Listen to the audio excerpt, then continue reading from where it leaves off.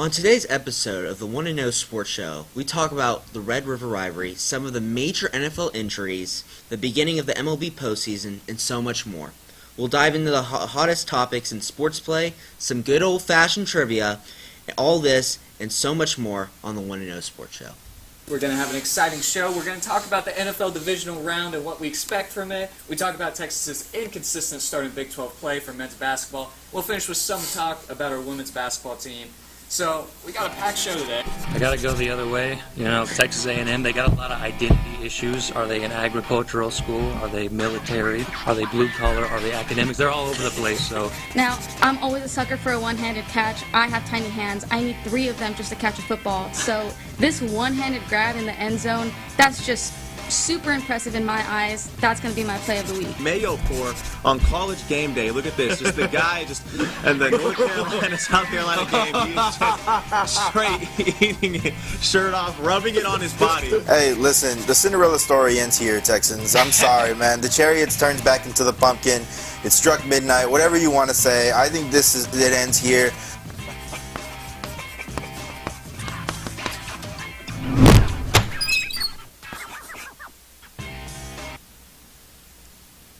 Today's show is brought to you by Cat Metro, Austin Transit System. We connect you to work, school, play, and everywhere in between. Plan your ride to this weekend's game at catmetro.org. Aiden and I are now going to discuss who's hot and who's not. Stay tuned. Alright, so for who's hot, I gotta say Jackson Dart.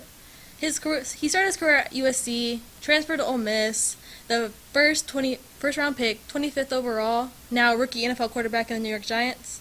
He started this season as a backup behind Russell Wilson, but he was named starter going into Week 4. In his first start, he led the 0-3 Giants to their first win of this year's game against the 3-0 Los Angeles Chargers. Finishing at 21-18, he completed a total of 13 out of 20 passes for 111 passing yards and a rushing touchdown of 15 yards with a total of 54 rushing yards.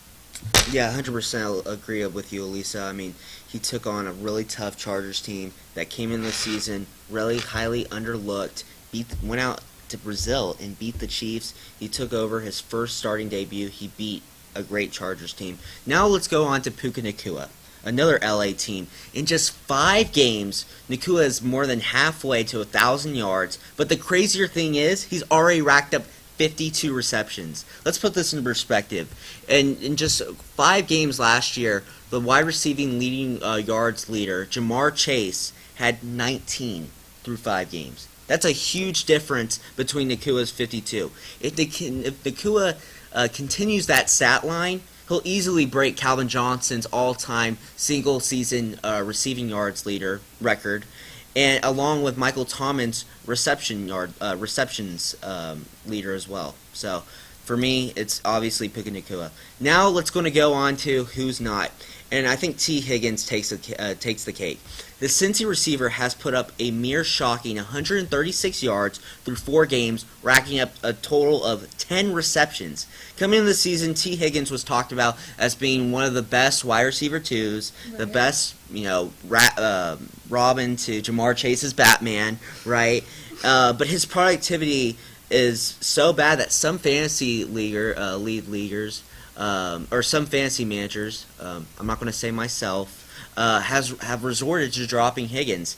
With QB Joe Burrow expected to miss an extended amount of time, 3 months in fact, with the turf toe injury, Higgins is expected to do worse. Yeah, I can only imagine. So, for next, we're going to go into our What's Trending. Week 4 of the NFL brought us some major injuries such as Malik Neighbors, Tyreek Hill's season-ending leg injuries. So, we're going to let y'all know what we think, which injury is the most devastating to their team. And with all these injuries, I really have to go with Joe Alt this time. His injury definitely is the most impactful for his team, I would have to say. Alt left halfway through the Chargers versus New York Giants game due to suffering an ankle injury, which was later diagnosed as a high ankle sprain. The injury occurred during when the Giants defender Kayvon Thibodeau collided with Joe Alt.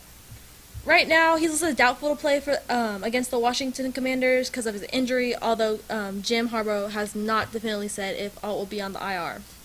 Playing without Alt leaves quarterback Justin Herbert with more exposed in the pocket. The Chargers already have some issues at the right guard and center. Right. All going down weakens one of their greatest strengths in their tackle play. So the Giants were able to gain 27 quarterback pressures against Justin Herbert because of this. Alt's size and his mobility are really a huge aspect of Jim Harbaugh's run-heavy system. So without him, I really see their game suffering. Absolutely. I mean, they're really short in the offensive line unit right now. Right. I mean, Rashawn Slater is out for the year. He didn't even play his first game, and then Mekhi Becton is slated to miss this week's game as well. Now I'm going to go on to, I'm sorry, Bengals fans, I'm sorry to break the hearts and minds of you. I'm going to go on to Joe Burrow. Burrow is expected to miss a minimum of 3 months with a turf toe injury, and in his absence, he's proved instrumental to the Bengals offense. Since Burrow's injury suffered in Week 2, the Bengals are the worst in offense efficiency, illustrating how important and critical Burrow is to the team, and proving why the Vikings made such a great decision releasing Jake Browning, because that guy sucks. All right, now we're going to take a look at the MLB playoffs. And the wild card teams sometimes being surprising pennant winners, such as the 2022 Phillies, the 2023 Rangers, and more. So which wild card team do you think has the best chance to win the World Series? All right, now I think that for me, it's kind of obvious. It has to be, sadly, the New York Yankees, who were the best team in the AL in the second half of the season, right behind the Milwaukee Brewers, and were 18-7 in the month of September, posting 9-1 in their last 10 games. October's all about experience, but more importantly, it's about who's the hottest. Take a look, for instance, the 2019 Washington Nationals, who came in as a wild card and won the whole thing. I mean, they beat the Dodgers. They swept the Dodgers. The Yankees are the hottest team in baseball at the moment, and their streak will end their 15-year World Series drought to win their 27th pennant of all time. Man, I do love the Yankees, but I'm gonna go with the Dodgers on this one. I think the reigning champions are gonna do it once again. The Dodgers have some great pitchers like Yamamoto, who has been on a roll. This guy has gone 24 innings without an earned run. Then we got players like Otani, Teo Oscar Hernandez, and Kiki Hernandez, and Miguel Rojas, and, of course, Mookie Betts. Betts tied the franchise with 3 doubles in a single playoff game, and diving in 3 runs and collecting 4 hits in the series-clinching win. So I think the Dodgers are hot right now, too. I mean, all great teams right now. So do you think this is a potential, another second year where we're going to see a dynasty between, back to back? Yeah, okay. I hope so. I can only hope. Awesome. Great. Okay, well, now we're going to go on to Week 5 of college football. Elisa, take it away. Yeah, so Week 5 college football brought some major shakeups after the 4 top 10 teams lost. So looking at those teams, LSU, Georgia, Penn State, and Florida State, which of the 4 is most likely to miss the college football playoffs as a result?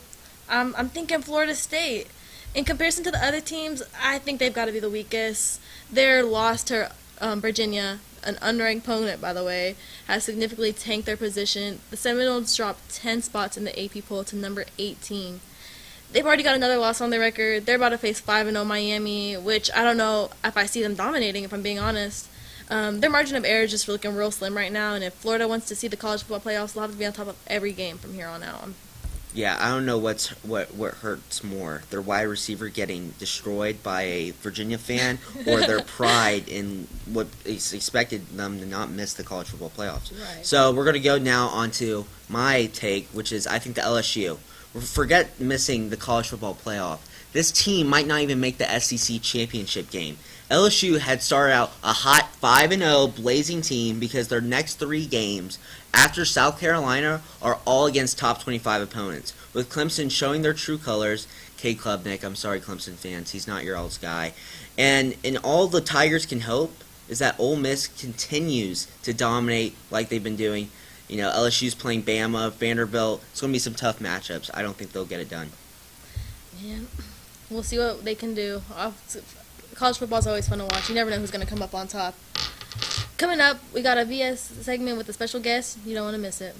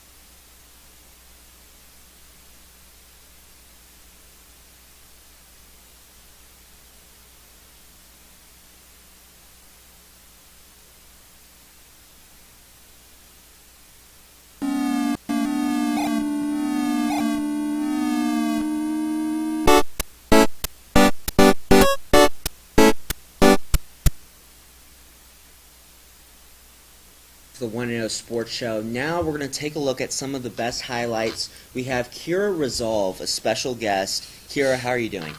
I'm really happy to be here today. I'm super excited to see what highlights y'all got for me, and I'm excited to see who I'm going to name the winner. Awesome, great. Let's get into it. So now we're going to start with the best NFL week of Week 4. Okay, so this comes from Week 4, Sunday Night Football against the Cowboys and Packers.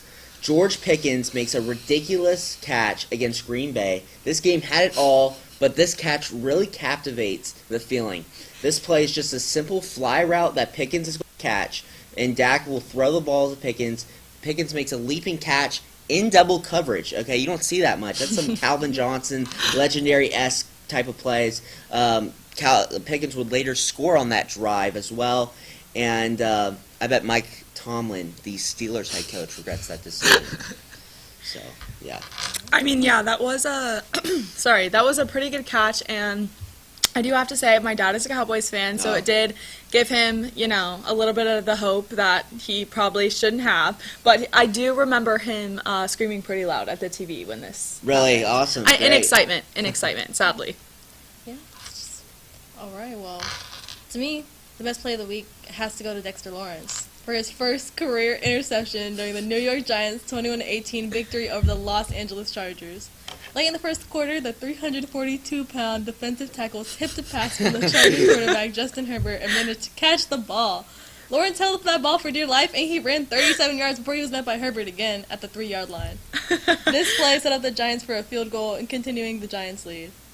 I mean, I don't know. Big fella interceptions have a special place in my I know. heart. Yeah, I know. I mean, yeah, I'm going to be honest. They do in mine, too. It does make me pretty happy. And then, just to see their excitement because, they never think They never that. catch the ball. Yeah. And I love it. And they run, and they're makes me warm and fuzzy. No, yeah, I didn't pay attention to this game. So who actually ended up winning this game? The Giants. The Giants. Yes. Okay. Giants over the Chargers. Okay, yeah. I mean, this is kind of hard.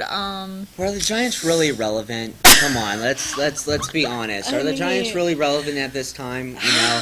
If you put them next to a CFL team, I wouldn't be able to tell the difference. I kind of read your dad's mind a little bit with the Cowboys. But Kira, what are you picking? I mean, okay, this is my take. There's no pressure. The Cowboys and Packers game, it was a big game, right? Right. I mean, it still ended in a tie, but it was super entertaining to watch the whole time. Right. And obviously, that was an amazing catch, double coverage. You're right, we don't see that often. Right. I do love a big fella catch, and I think they're super funny, sweet, and I always smile every time I see them.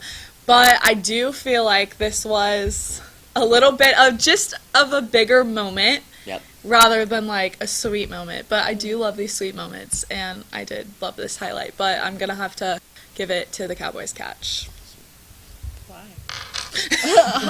Why? Guys, don't be salty. I'm sorry. Okay. No, awesome. Okay, so now we're going to go on to our best MLB play of the past week. So, as we know, October is being the start of playoffs. It means it's the end for some of us. So, in the Colorado Rockies versus San Francisco Giants final regular season game, prior to the start of the game, the Giants had adjusted their lineup, moving Willie Adames to the leadoff spot to maximize his chances of getting the franchise 30 homer drought. Nobody in the franchise has gotten 30 home runs in a single season since 2004 Barry Bonds. At the very first pitch from McCade Brown, Adames crushed it over the center field wall, and now he's the first Giant since Barry Bonds to hit 30 home runs in a single season.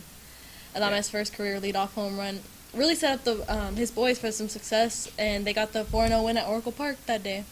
He's also the first Giant not to use steroids since Barry Bonds. So that's another key point. Okay, I like that.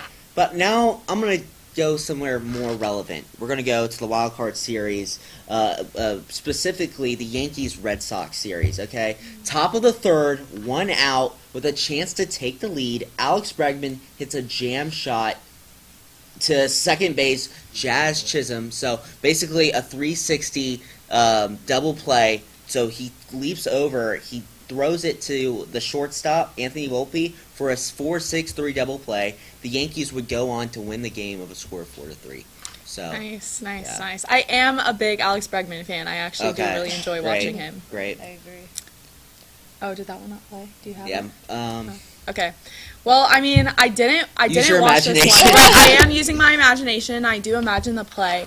But I think always setting a record is pretty special, and obviously a home run is always special. On top of that, and they did go on to get the win. You're right. I'm going to have to go with Elisa for this one. So we're now 1-1, guys. You're tied. Let's see. All I don't right. know. So now we're going to go to the best plays of college football week 5. So for me, this would be criminal and public shaming if I did not put the last play of the Florida State-Virginia game, where I can profoundly say that this is the first time that fans were more formidable than the players. Anyways, to keep the Noles in the game, QB Tommy Castellanos on a shot set rifles wide receiver Squirrel White. He underthrows it, and all 50,000 U of V faithful leap on the field. They storm the field, hitting Squirrel White in the process. And let's just say Squirrel White's pride might be a little scarred, but that insurance payout isn't. That's a biggie one, baby. It definitely is. Definitely is. I mean, you really can't compete with that play. I bet the energy in the stadium. I know. Right. Oh, I know. Yeah. I can't even That's imagine. crazy. Yeah. That's pretty crazy. Yeah, for sure. So for this week, I'm going with the Vanderbilt. They finished week 5 with a 55-35 win over Utah State, and quarterback Diego Pavia has been leading his team to victory after victory. I mean, one of the plays that really stood out to me was when Pavia threw a 53-yard pass to Richie Hoskins. Hoskins was fighting for his life with the Utah State's Brevlin Hamlin, trying to bring him down, but hey, he came out, he made that touchdown, and Pavia ended the game with 6 touchdowns, leading Vandy to their first 5-0 start since 2008. I mean, 6 touchdowns is pretty impressive, and that was a really good catch. I do really enjoy watching Vanderbilt play, honestly, too. But 50,000. But, I mean, yeah, just I'm going to rushing get out. there. I'm going to get there. 50,000 fans. I mean, Right. you're right. That insurance payout is what I'm thinking about right now. I think ESPN did like the whole segment on that. On that one who play. wouldn't? Who wouldn't? I'm going to have to give you this one only because that is pretty mind-blowing memorable. a little Yeah. bit. And, I mean, can you imagine? Can you imagine being there? Oh, I know. I couldn't even imagine being a wide receiver, nonetheless. Yeah. The fans. Getting trampled by 50 Yeah, that's yeah. I mean, that's Yeah, that's okay. career ending. Right You know, there. like- Well, we're Mentally 2-1. and physically. We're 2-1 right now. Getting trampled by 11 guys? All right, now 50,000 Yeah. random Yeah, people? Yeah, exactly. nah, that's got to take it. Ooh. All right, so now we're doing the worst or ref mistake or biggest Oh, blooper. I enjoy watching these. Yeah, so in the Cincinnati Bengals Week 4 game against the Denver Broncos, a controversial false start was called against the Bengals center Ted Karras.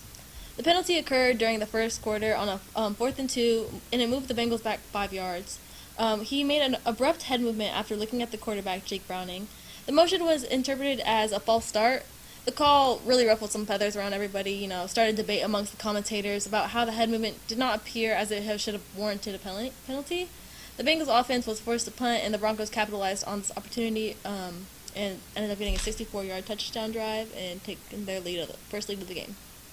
I mean, that's pretty crazy. Because at that point, I mean, if you can't even move your head, Right. I'm imagining if I was there, I'd be scared to breathe. I'd probably be holding my breath. I mean, Right. that's pretty controversial. Okay. Well, mine's just pure stand-up. We're gonna go back to last week's game, Saints and Bills. Thinking they were the Philadelphia Eagles, that Super Bowl Nick Foles era.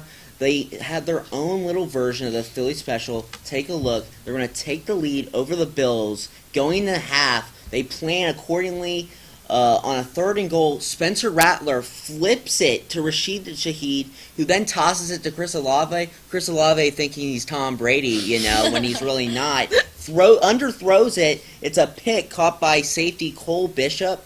Newsflash, if you're a producer looking to shoot a good movie, the Saints offense would be a great story. It's just funny. It's funny. That is pretty funny. Both of them are definitely controversial. I'm gonna have to go with this one because I do think if you can't even move your head, what can you do? Right. I mean, I'd be like I said, I'd be scared to breathe. I mean, he was obviously just moving his head, obviously. Right. So I'm gonna have to give this one to Elisa. What are we at? 3-1? 2-1? 3-1? I think we're at 3. Yeah, 3-1. 3-1. Yep. Okay. You can still come back. You can still. Oh. Yeah. Okay. Oh. Darn. All right. So now we're going to go Stay on to the positive. best miscellaneous sports play. And this is a little nostalgic moment. This was like little Aiden. We're now at big Aiden. But this is a flashback in time that helps every diehard Michigan State fan get through their play. I'm sure Santi remembers this. The trouble with the snap playback in 2015 with just seconds left. Michigan punter Blake O'Neill mishandled the football, loses it, and Jalen Watts Jackson, the safety, scoops it up for 38-yard touchdown with time expired. That was Michigan State would go on to rank number 3, finishing the AP poll, and they lost to later soon champions Alabama in the semifinals of the college football playoffs. And I think they should arguably make a statue of Jalen Watts Jackson outside the stadium after that one. But I have no comment on that. That fan's face had me dead. Yeah, he there you was go. like, It's the only right reaction. yeah, Right. that is the only right reaction. I mean, what else can you do? Yeah, You're in shock. I was contemplating, whether or not to like put a nice miscellaneous sports play from this week. But I was like, you know what? Let's throw it back. Let's throw it back. What was your reaction? Can we get a reenaction? Oh my god! God. So it'd be a little kid version of me. So you'd hear like a squeal. Okay. I'm not gonna do it because it would mess up our mic audio. But yeah, it'd just be a little squeal, and I was jumping up and down in my. I can imagine. Lego I'm seeing it. Ninjago, I'm seeing it. I'm shirt. seeing it. Yeah. Oh yeah. Which Ninjago? The green one? The red one, the leader. Oh right. All right, let's hear it, All Lisa. right. So for my pick, I got something very recent. Since we're again in postseason right now for baseball, Mason Miller had made MLB postseason history on October 1st by throwing the fastest pitch ever recorded in playoff history. Miller threw 104.5 fastball during Game 2 of the National League Wild Card Series between the San Diego Padres and the Chicago Cubs. This record-breaking pitch occurred in the bottom of the 7th inning, striking out Cubs catcher Carson Kelly on a perfect place four-seam fastball in the lower left corner of the strike zone. Miller's dominant performance was a key factor in the Padres' 3-0 victory over the Cubs, as he struck out all 5 batters he faced over, won about two-thirds of innings, consistently throwing pitches over 100 miles per hour, 11 times in total. Just his outing was so overpowering that it left players, coaches, all the analysis in shock, with calling it remarkable relief pitching in postseason history. 11 pitches over 100 miles per hour. I can't even imagine.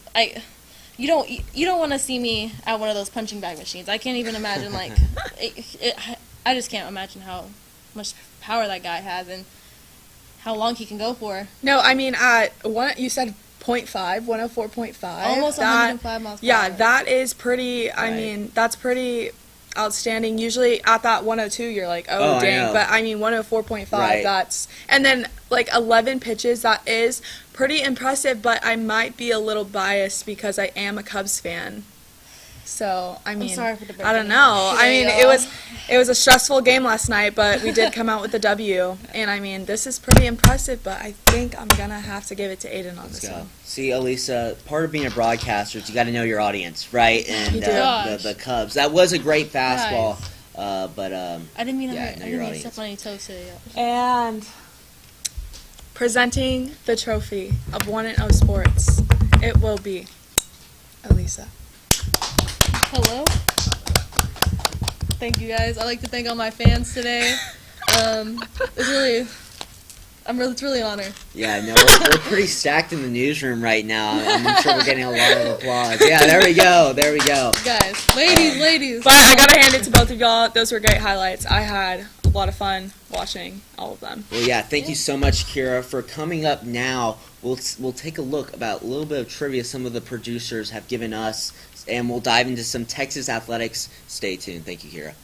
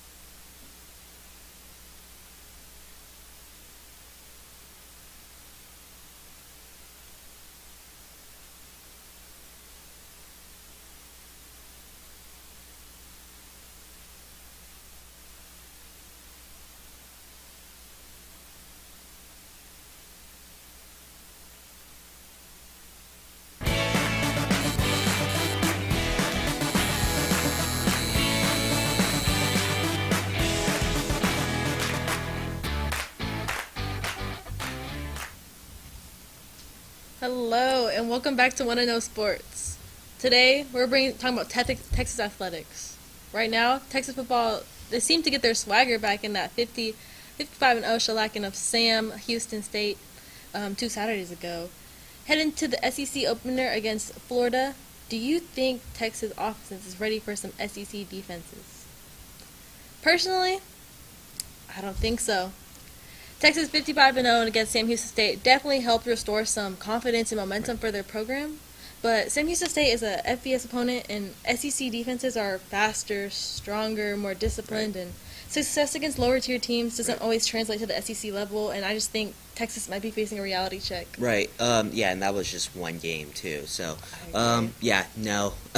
Texas was supposed to rack up those numbers against Sam Houston State. Sam Houston State has the 4th worst total defense in all of FBS. That's really bad. Excluding that game, UT's offense is not ready. They have no passing game. They're not. Arch Manning's not in sync with any of his receivers. Right. I mean, Wingo only had 4 catches against Sam Houston State on 6 targets. So UT's identity, if it's the run, is UT's identity, right? So they have to get the run game going. The good thing is C.J. Baxter and Quintravion Wisner are coming back against Florida. But if they're not in sync with the pass game, then it's going to be really tough for UT and Florida, who ranks top 30 in overall total defense, with rushing and primarily being their identity on defense. UT's going to have a lot of trouble. I mean, we saw it takes some time for them to get their flow back. Right. So, I mean, but I really don't know what to expect. Yeah. It can go either way, but, I mean, of course I want to have pride, but Yeah. we'll see what happens. I think I'll be at a nail salon after next week's game because I'll be so much biting my nails. So Yeah. over it. Okay, so now we're going to take a look at Texas volleyball. Texas volleyball remains undefeated, standing at 11-0 with no ranked opponents left in conference play. What are the chances the Horns go undefeated, and who's the most important piece to that success? The odds of Texas going undefeated are strong, given their dominance and the lack of remaining ranked conference opponents. The most important piece, their setter, Ella Swindle, okay, who orchestrates that offense, distributes hitters, and controls tempo. Without efficient and consistent setting, even supremely talented roster would struggle to stay perfect. No, I agree. Again, like you said, with no ranked opponents remaining in conference play, Right. the Longhorns' path to an undefeated regular season appears pretty favorable. Just they have to maintain this consistent performances and output from all of their players. The leadership of Toy Stratford, junior outside hitter, has she has a very consistent offensive force with, again, the playmaking of Ella Swindle, and precise setting has been really instrumental in orchestrating their offense. Right. Just ensuring efficient ball distribution and maintaining offensive momentum. And of course, we gotta remember Aiden Ames. She's awesome, sophomore middle blocker. Her performance at the net is very pivotal in navigating the remainder of their season. I really think so. But I think these girls, they've got it under their belt. They just gotta keep the fire going. Yeah, I mean, you noted their veteran experience. Right. They have a lot of upperclassmen in that roster and a great supporting cast. And the schedule really helps them out so much. So we'll see what they have to prove coming up in the next couple games. Yeah, I think the girls got it. So Texas baseball and softball are playing fall scrimmages right now, and although it's very early and the regular season is months away, what can we take from these scrimmages and who is performing well so far? From what I've seen, both Texas baseball and softball teams are utilizing their scrimmages to assess player development and just the team dynamic overall. While it's early, the performances of players like Robbins and Borba in baseball and the overall strength top to bottom of that softball roster, I think it indicates some promising seasons ahead. Yeah, no, 100%. You highlighted Aiden Robbins, the premier standout transfer. He went 3 for 4 with 5 RBIs. The baseball, they look really good. They have a promising depth with their pitching staff, a lot of key components to that bullpen. So it would be interesting to see. Now for softball, the fall schedule gives us a chance to see returning players like Reese Atwood, who's a star in her own right, and Tegan K. Vaughn, the stretch out early senior now from San Antonio, to test their form ahead of the season. If either program's success is going to hinge on one key contributor, it's those arms. The pitching depth in baseball and Vaughn's consistency in softball look the most critical. Yeah, I really agree. And then going back on baseball, didn't we have the highest Yeah. recruiting class? I Right. think it's just really promising season for both of our teams. I really think. Yeah, no, for 100%. So now we're going to go into commercial, but next we're going to take a look at some of our trivia that the producers outlined for us, so stay tuned.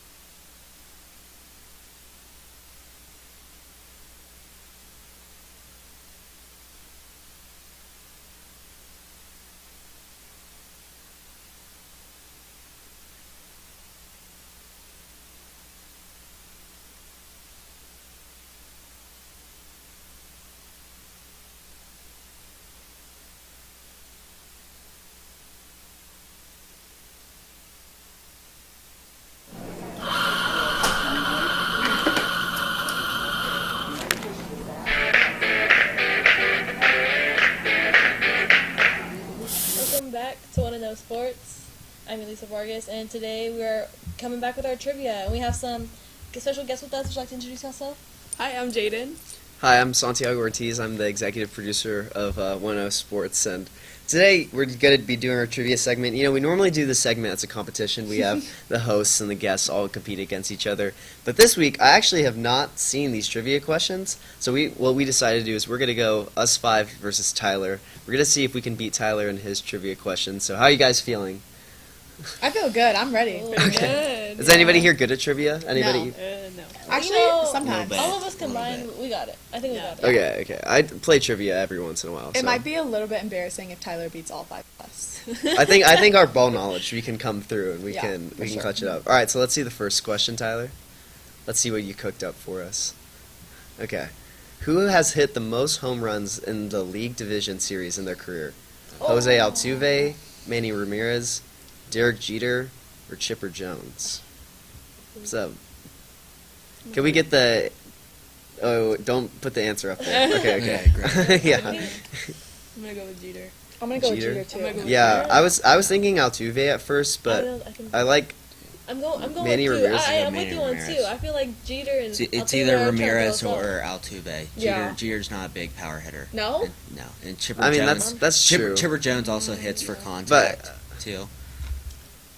I feel like it's like Jose Altuve is a little bit too popular. I feel like that Tyler might be trying to throw us off. Tyler is an Might be, like- Astros fan, yeah. Yeah. I'm That also is- an Yeah, Astros I fan think- too. I'm going with Ramirez. Okay, But- Ramirez. Let's go. Okay, let's do it. Let's Okay, do it. Ramirez. We reached Go consensus. Ramirez. All right, Okay. we're gonna go with Manny Ramirez. Tyler, let's see. Is that correct? Yes. That was good. That was good. All right, I like this team dynamic. We're really talking through all the questions. We came to. I just want to give a shout out to my math teacher because a lot of the lectures are just so boring. So I just play Sporkle and some of the trivia's and yeah. All right, let's get into the second question. We're already up 1-0 against Tyler, but we're far from over. Okay, which starting pitcher has the best ERA all time in the League Division Series minimum 3 starts? Is it Garrett Cole, Max Scherzer, John Lester, or John Smoltz? This Well, one's kind of hard. I don't think Scherzer. Okay, I think it's either Lester, Smoltz, or Cole. Why is Scherzer out of the picture for you? I just didn't see a lot of them. During his playoff experiences, I Yeah. don't think he was really. I mean, regular season. I mean, he was a He great hasn't punch pitched out. in the playoffs Yeah. that much. But I mean, is he trying to throw us off because And it then says Smoltz. minimum 3 starts? it does say minimum 3 starts. Yeah, But I think all these guys have. and then pitched Smoltz. If you more look than at three. Smoltz, I mean, the '90s Braves. I mean, he pitched 10 consecutive playoff appearances. So You know, you sound pretty confident. You were pretty on point in the last questions. Does anybody else have any like? No. I'm gonna go Because John I don't have too many thoughts I'm on gonna this go one John either. Smoltz. I'm playing. faith in Aiden on this Yeah. one. I'm playing Me too. against you. All right, let's do it. We're gonna double down. All right, John Smoltz, Tyler. Let's see the answer. it Oh, was that 2016 Cubs World Series win. Yeah. He was on fire. Yeah. Okay. All right. Well, that's okay.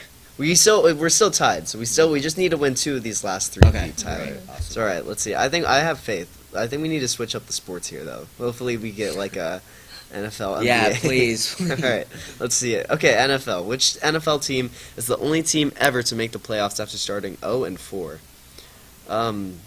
The 2018 Houston Texans, the 1992 San Diego Chargers, the 1998 Buffalo Bills, or the 1982 Tampa Bay Buccaneers?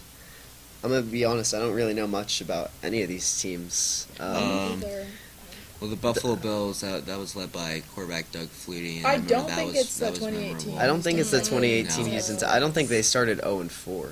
No. No, I'd have to say they at least won like a game in the I'm leaning more towards Bills. Me too. thinking the I Bills was too. thinking the Bills. Bills. But yeah. it's- Okay, I'm good. I don't know anything about the 1982 Tampa Bay Yeah. Buccaneers or the Me 1992 either. San Diego Chargers. I know, like in 1993, I think the Chargers went to the Super Bowl. Yeah, so they I played the think- 49ers. So, okay, we're gonna go with the 1998 Buffalo Bills. Tyler.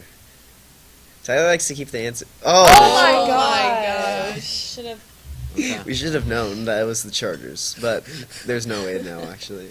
Okay, well we still have some faith. All right, we gotta win 2 more. All right, I need what's everyone's thinking process here for these last 2 questions? What do we gotta do to outsmart Tyler? We gotta think outside the box. I think we really have to put ourselves in Tyler's mind. Like, what would Tyler like? Is Okay. he trying to throw us off? Is he trying to trick us? Like, what teams does he like? Like, you know. Okay, what would- okay. The thing is, I'm not around Tyler too much to make that observation. I mean, So. Okay, we'll me think and of. Jaden do have class with Tyler 3 times a week. Yeah. Okay. Oh, there you So, go. I'm kind of reading his mechanisms, honestly. Like, I.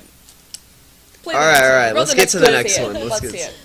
How many unique quarterbacks have started and won a Super Bowl in NFL history? Oh. All right. Well, Tom Brady's won like 7 Super Bowls, so 60 or 59 minus 7 is like 52. Joe Montana's won like 3. No, That's 4. like 4, so that eliminates another like 50. I don't know. I feel like I don't think. I it's feel like there's 40. been a lot of. No, it's I think there's been a lot of quarterbacks that have won multiple I Super don't know Bowls. why 34 just keeps. 34 is a standing out good. to me. I like 34 too. Yeah. I feel like 25's Elway too won low, two. 40's too much. I'm trying to think of like It's quarterbacks that between won. 30 or 34, I'm Yeah. thinking. Me Mahomes too. has won 3. Bradshaw, Montana. Brady. Brady Bart ma- Starr. He won No, 2 no, Super Bowls. two. He won 2 Super Bowls. What else would be Aikman? Yeah, he won like 3. Yep. Elway. Elway won would be 2. on there. Yep. Wait, but it's quarterbacks. Steve Young. Yeah. Yeah. Well, so we're talking about quarterbacks that have won multiple because Multiple. that like eliminates. Like if Tom Brady won 7 and there's been 59 Super Bowls, so then that's like down to 52. So that's Yeah. good thinking. I mean, we could technically go through every single Super Bowl and Right. try to like Yeah, figure it 100%, out. 100%. But Ben Roethlisberger also won like. Nick Foles Two. didn't start when they won that Super Bowl. Well, it started and won a Super Bowl. Okay. I think that means like in the game. So is what 34? that means. 34? I'm thinking 30 or 34. What do y'all think? Maybe I'm 30? I don't You're not in know. on 30. You don't look like you're in on 30. I'm on 34, I'm honestly. low-key on 34. I'm I on think 34. What about you, Santi? I like 34 too. I think Okay. it's a nice Okay. like. I think that's a prime number. So or it's not prime number, so divisible by 2. But but all right. I like 34. All right, that's what we're gonna go with, Tyler. Yes. Yes! Good thinking. That was great thinking there. That's great. Okay, wait, thinking we need 1 to tie? We're tied right now. It's 2-2. So we Okay, need so we we need need one one to to win. This is the last question. All Oh, right. gosh. I like. Let's really put ourselves in Tyler's shoes. I think that worked out well for us last time. All right. Which college football team holds the record for most consecutive weeks as a member of the top 25 AP poll? Is it Texas, Alabama, Florida State, or Nebraska? I have to just throw it out there off rip. I'm really thinking Nebraska. Nebraska, I was I gonna think say. Nebraska in the 90s, they were really dominant. They won a lot of national sure. championships, and like for that whole decade, they were pretty good. But Let's do also it. Alabama though. I mean, I can't remember the last time Alabama was unranked. That's Yeah. true. Which, or especially in like the Nick Saban era, I felt like there Yeah. wasn't ever a time where they won like Yeah, or I they don't think lost they've two ever been games. unranked. Like I think they were unranked in 2024, but that was like Okay, I that mean, was with Kalen yeah. DeBoer, yeah, and that was a whole Right. different And thing. then- But Even before Saban with Paul Bear Bryant, who's arguably one Yeah. of the greatest. He was also that. I don't think it's Texas. And then No, it's definitely No. it's definitely Before- Alabama or Nebraska. It's definitely not Florida State or Texas. I think. Well, It's just Bama or Nebraska. Because Florida State has like some up and they down had Jimbo, years. and Yeah. then they had that head coach. They were that pretty good passed in the away. 90s too. I'm like, at first I want to say Nebraska, but the more and more I think Like about it, I Alabama. feel like it has to be Alabama. But Like, is Alabama too like Obvious. obvious? That's what It I'm is thinking. I'm obvious. putting I myself think in Yeah, let's put Nebraska. ourselves in I'm thinking Tyler's shoes. Nebraska. I- I vote All right. Nebraska. okay, that's what I thought. Like just reading the Initially, question. yeah. Yeah. Do you I guys? just think Alabama's too obvious of an answer. But we everyone might be knows we might be Alabama. outsmarting ourselves here. Okay, wait. I don't know. Oh. Well, I'm trying to think. There was one season where like where Alabama was ranked like 25th in like 2014 or 2015, and so I could see how maybe at some point they were unranked. But I want to go to Nebraska. all right, Let's go I think we're Nebraska. good to go with Nebraska. All right, Tyler, let's see it. If it's How did we do? Alabama, Yeah! We got the win. Good call. Good job, Good stuff, guys. guys. All right, well, we got the win against you, Tyler. Thanks for chopping up these questions. Thanks for having me on, guys. Wish you guys luck in the pick'em much segment. fun. It's been a great show so Yeah, far. yeah, and, yeah. Thank you guys for tuning in. So, guys, take a look or stay tuned. We're gonna go into pick'ems. We got 10 picks, 10 ways. So, guys, stay Everybody tuned. hold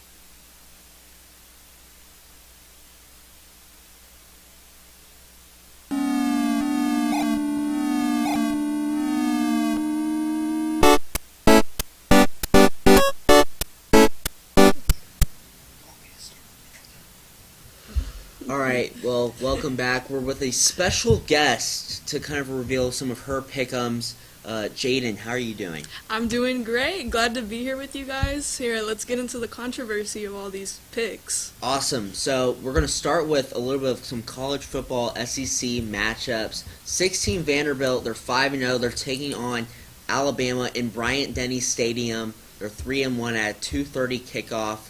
We're going to start with Elisa. Elisa, who do you got?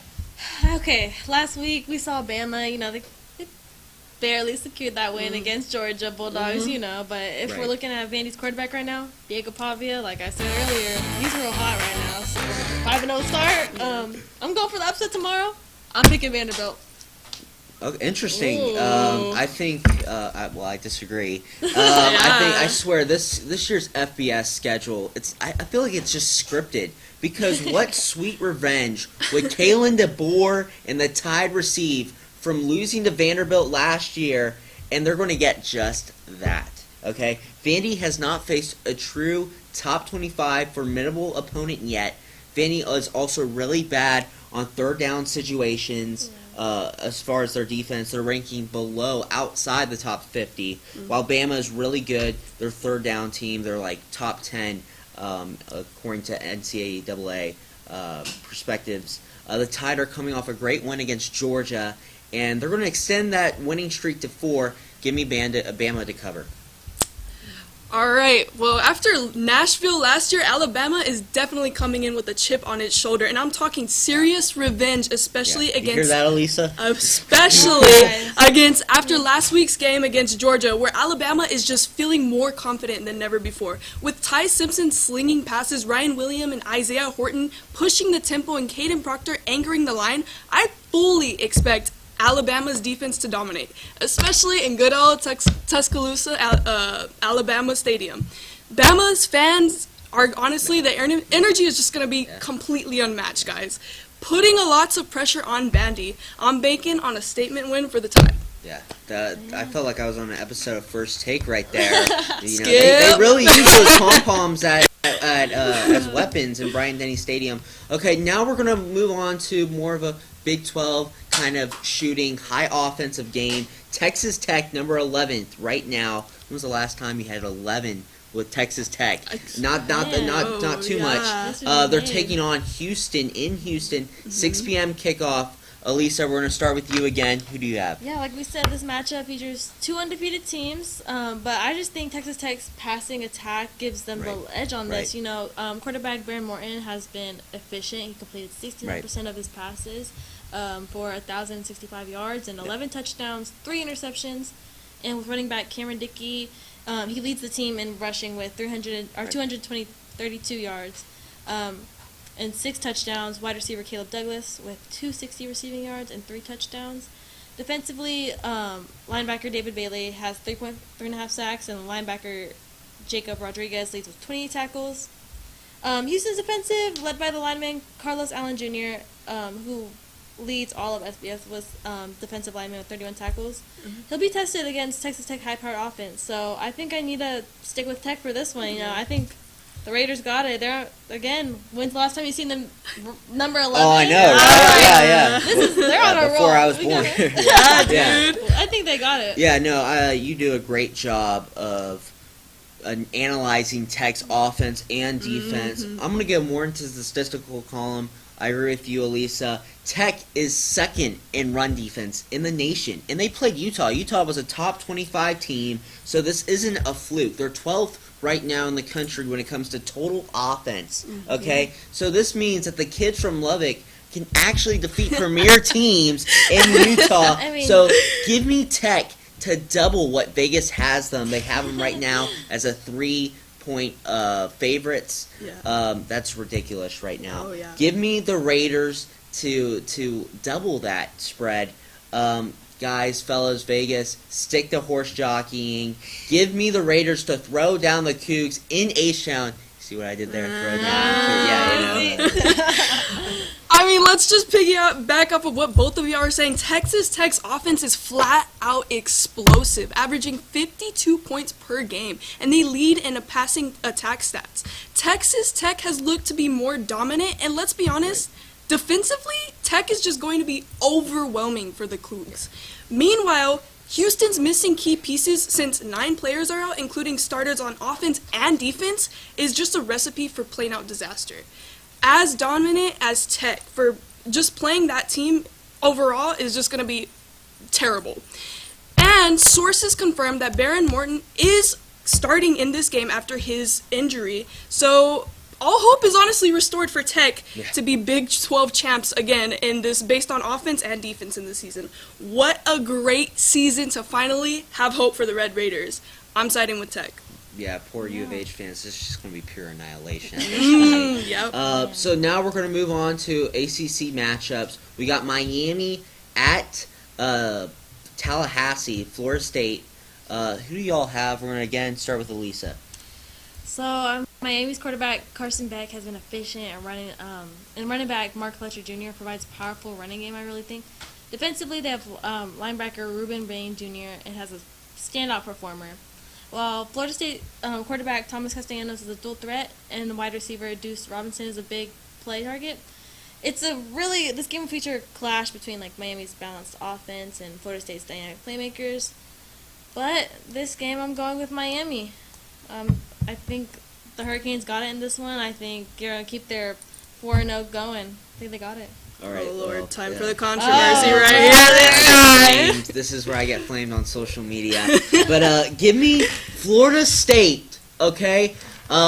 Max Kellerman said it with Andre Iguodala. If the world is falling, give me Andre Iguodala. I'm going to say, give me Florida State. Give me the Noles to beat Miami, to beat Carson Beck. Florida State has an electric offense. They're number 1 in total offense right now. They're second in total rushing. Miami has a great run defense. But given where this game is going to be held, Florida State has a little motivation after, heartbreaking loss to Virginia in Charlottesville. Squirrel White, like we talked about, he has a lot to prove this week. Give me FSU to knock off Miami, securing a better spot, a better position in making the ACC championship and possibly making the college football playoffs. Yeesh. God, my Instagram's gonna blow up. Oh my gosh, dude. This was definitely a tough pick for me overall. I think that we see how both teams are just so dominant. Right. With Carson Beck executing like some of the best offense in the country. But Miami's defense line is honestly built to disrupt. Miami's defense is truly the difference that we're going to see in this game. They're shutting teams down on the 3rd down, and Florida State hasn't showed they can handle the pressure up front. If Miami can force Castellanos into bad throws, they'll win this in probably a shootout. I'm backing the Canes, the U. So can I ask you guys this? Is Miami a better team than Alabama, in y'all's opinion? Or is Bama better? Because Florida State did beat Bama. I'm gonna. Okay, that's a new segment. We're gonna go straight into the NFL now. A lot to unpack in that one statement. Exactly, 100%. So we're gonna go on to Week 5 of the NFL. Bucks are in Seattle. They're playing in Lumen Field. Who do you guys have? Again, Elisa, we're gonna start with you. All right, so quarterback Baker Mayfield has been just playing out of his mind this season so far with the rookie receiver Emeka Egbuka, who has been their strongest of their passing game, especially with Mike Evans now being out with a hamstring injury. Though running back Bucky Irving is also out for the Bucks with an ankle injury, but their backup running back Rashad White is still able to carry their rushing offense. The Seahawks secondary has looked weak this year, so there's a lot going against a strong pass team like the Bucks is really a bad matchup for them. I think the Bucks over the Seahawks. Yeah, no, the Seahawks. Both teams have been quite banged up as of recent. But I'm going to agree with you, Elisa. I'm going to go with the Seahawks as well. This is going to be a really tight game. This could go either way. I was actually, scratching my head deliberately as going through the script because I had no idea who to pick. Again, you said the Buccaneers are just short on all facets. Yeah. Mike Evans is going to be out. Levante David is slated to be out. Jamal Dean is as well as supposed to be slated to be out as well. The Seahawks are 3-0 since their Week 1 defeat against San Francisco. They have not lost at home. And look for Jackson Smith-Njigba. He has put up over 100 yards in his first 4 games. I'm with the Bucks being short on the whole part of the secondary being depleted. Give me Jackson Smith-Njigba to carry that record going forward. Give me the Seahawks to cover. Well, guys, this is definitely not going to be a blowout, and I might shock y'all with my response, but Seattle's defense has been leading, allowing just 16.8 per game and ranking second in yards allowed per play. This, however, cannot match with offensive side of Bucs, as Tampa Bay's rookie wide receiver Mecca Ibuka has been exceptional, leading all rookies with 282 receiving yards and 4 touchdowns. With Seahawks defenders Julian Love and Devon Witherspoon still out, I'm honestly going with the Buccaneers to edge out Seattle in a close one, though, not in a blowout. Yeah, those are key components that Seattle is going to lose in the secondary. Yeah, great analysis, Jaden. Now we're going to go on to the Commanders at the Chargers. This is a 3:25 afternoon game. Elisa, what do you have? All right. I mean, I've been talking about it all day. I think Justin Herbert is just a little angry still from the New York Giants quarterback, Jackson Dart's little taunts at his little girlfriend, you know. that was the first loss that the Chargers had faced, and I think they're coming back to get a win, get back on their roll. They're desperate for a bounce-back win, and Washington is without their star quarterback, Jaden Daniels, and star receiving Terry McLaurin. And the offense, this offense hit the Commanders will definitely give a strong Chargers defense a leg up in their match, for sure.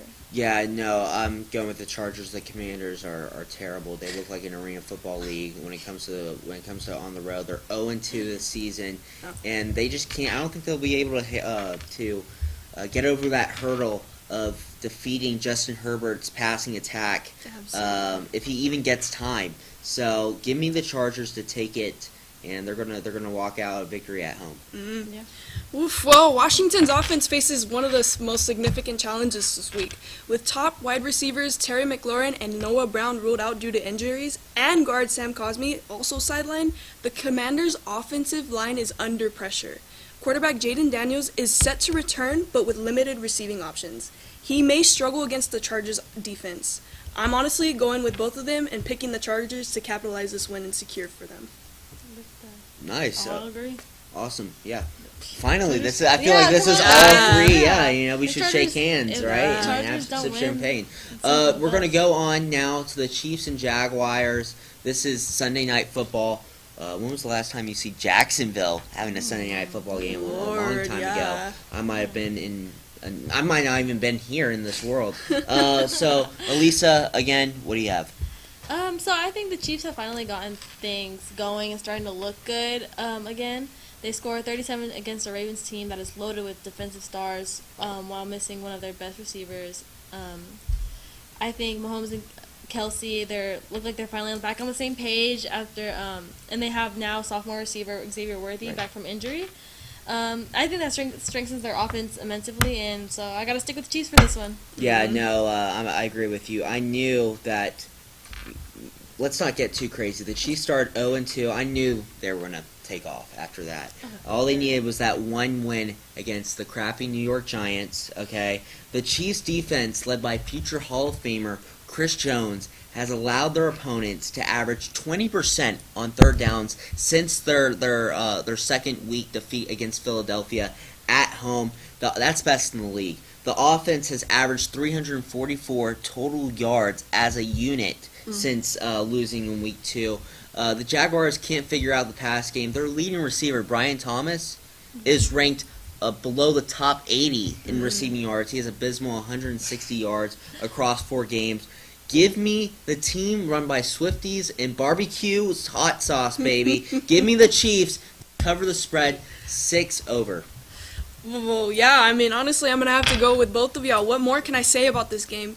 Kansas City's Patrick Mahomes is on fire. He is just such a dominant offensive leader for the Chiefs. Jacksonville's defense, while opportunistic with the league leading in 13 takeaways, they honestly faced a tough challenge against Mahomes and the Chiefs' high-powered offense. On the defensive side, too, their D-line is just too strong for the Jags' O-line overall.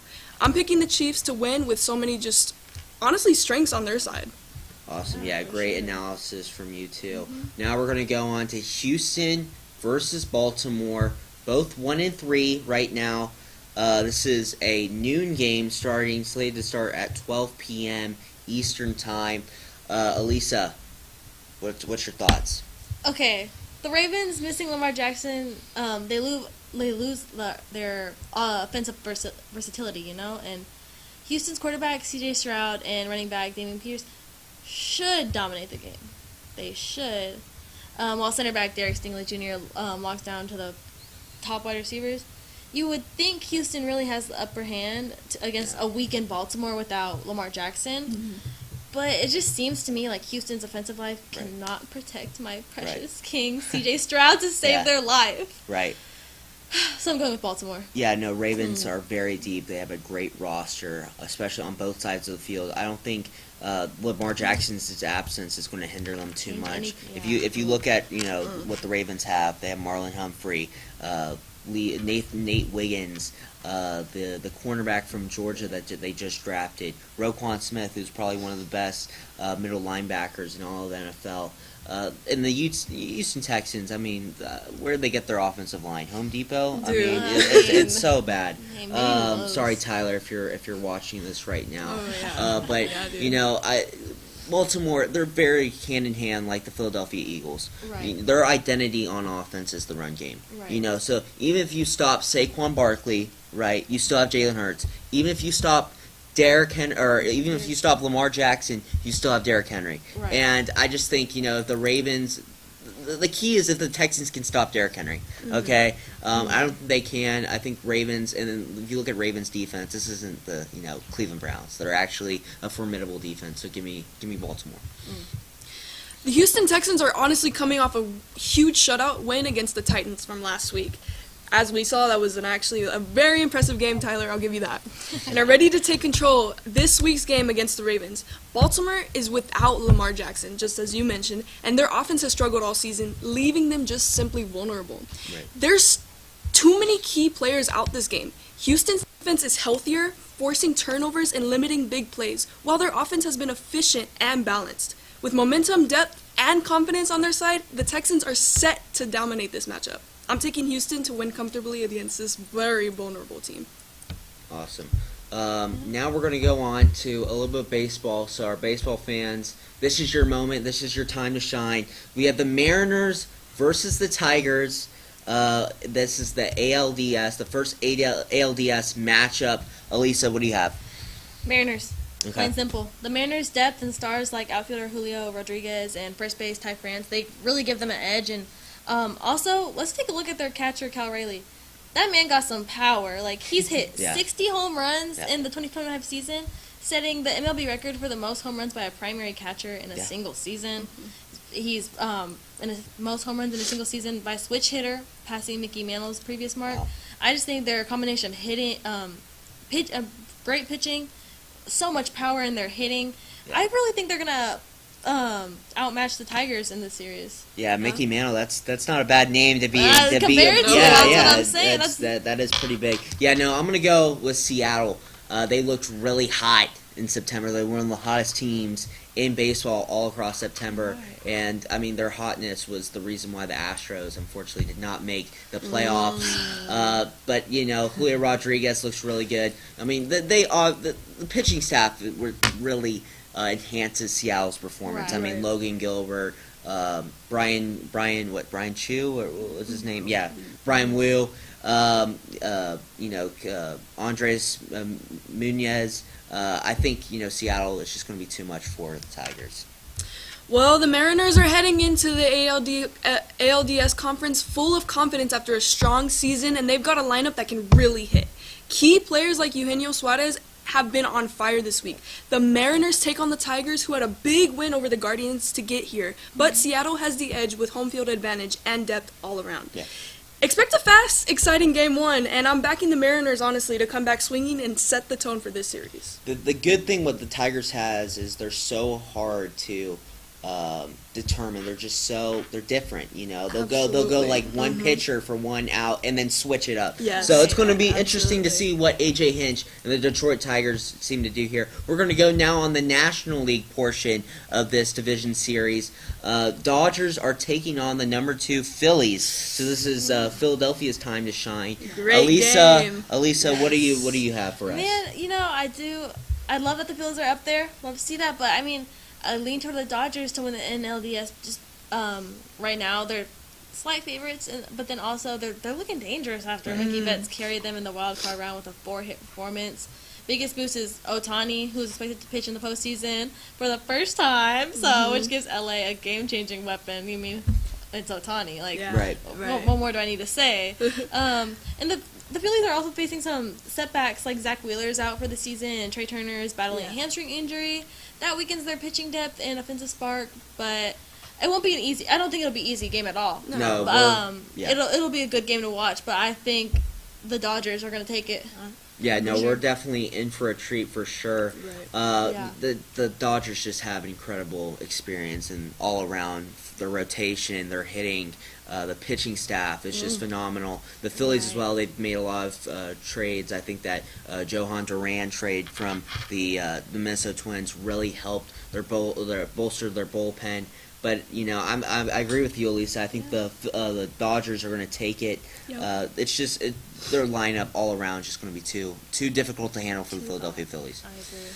Well, this is probably one of the easiest but hardest picks for me. The Dodgers are coming off a sweep, and Shohei Ohtani is on the mound for Game 1. He will make his postseason pitching debut for Los Angeles Dodgers as one of the strongest pitchers in the league. The Phillies, led by all-star shortstop Trey Turner, clinched their division early and have time to rest and strategize. The Phillies have so much talent, but with Ohtani on the mound and a strong lineup of batters, I'm picking the Dodgers to take Game 1 and set the tone for their series. That was a hard matchup for you. I'm a huge Dallas sports fan, so going against the game of Philly, it's pretty easy for me to decide. We're gonna go now to Texas versus Florida now in the swamp. Elisa, who do you have? Number 9 ranked Texas is playing Florida. All right, so Texas quarterback Arch Manning, he's thrown for 880 yards, 9 touchdowns, 3 interceptions, adding 123 rushing yards and 5 rushing touchdowns.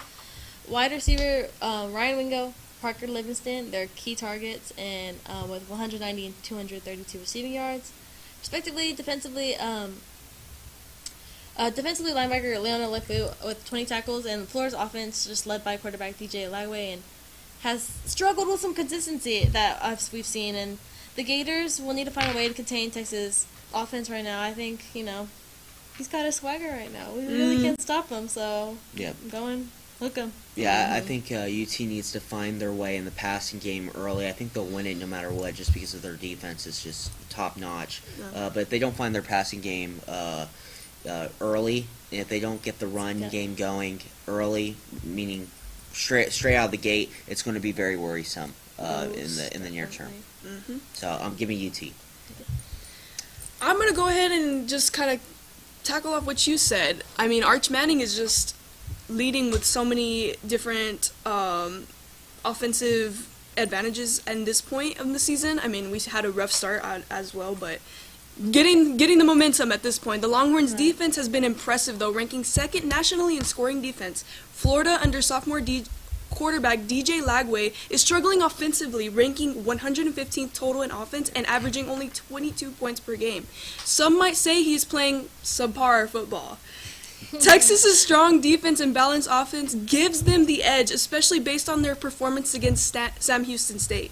Although Texas is playing in the swamp, Arch definitely gained his confidence back and honestly already played in one of the hardest arenas, which was the Ohio State. Yeah. I'm picking Texas to start up the SEC games for a winning streak, so hook up. Okay.